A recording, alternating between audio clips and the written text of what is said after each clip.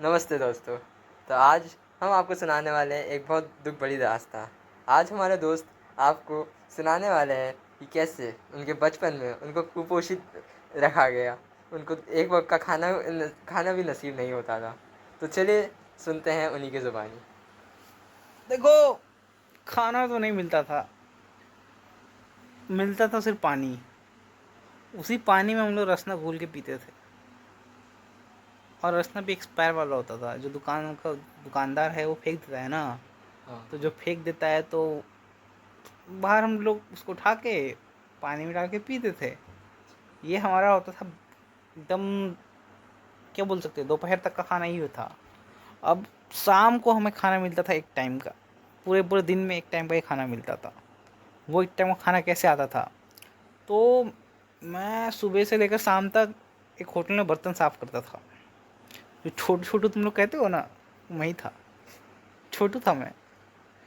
तो शाम तक बर्तन साफ करके घिसते घिसते घिसते घिसते पूरी हाथ घिस जाती थी।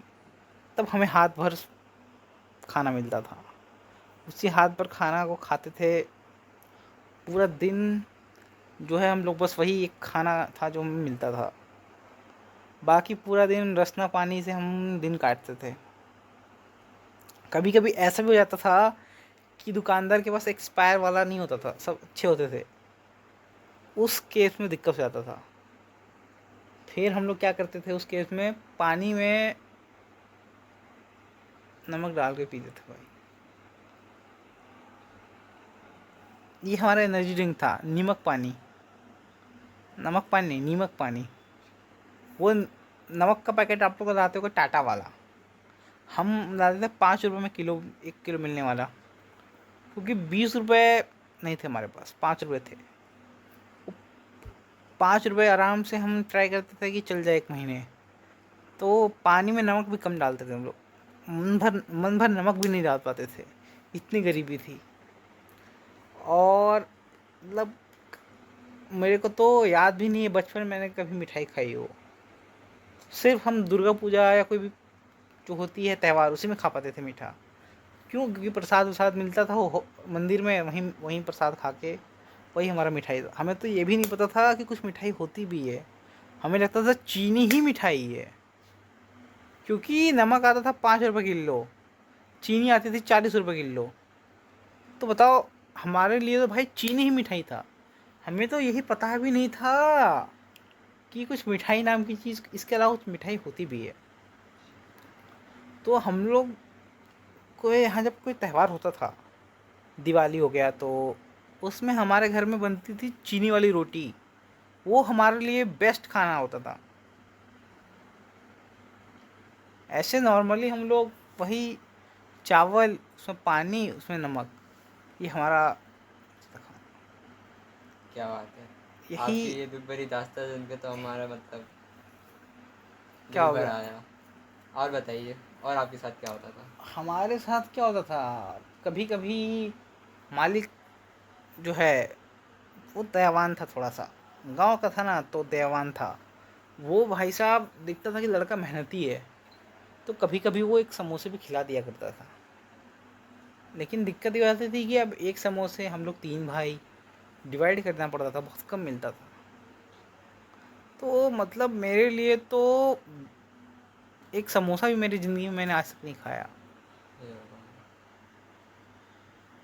इतनी गरीब हमने देखी है कि ज़िंदगी में मैंने आज तक ऐसा पूरा एक जो होता है ना प्रॉपर कंप्लीट समोसा, वो आज तक मैंने ज़िंदगी में कभी नहीं खाई है। और मेरी जो स्कूलिंग हुई है ना, वो सरकारी स्कूल से हुई है। तो मैं ऐसा करता था, मैं पूरा अपना अगर पूरा दिन का वो पूरा शेड्यूल सुनाऊँ, तो सुबह मैं उठता था 3 बजे।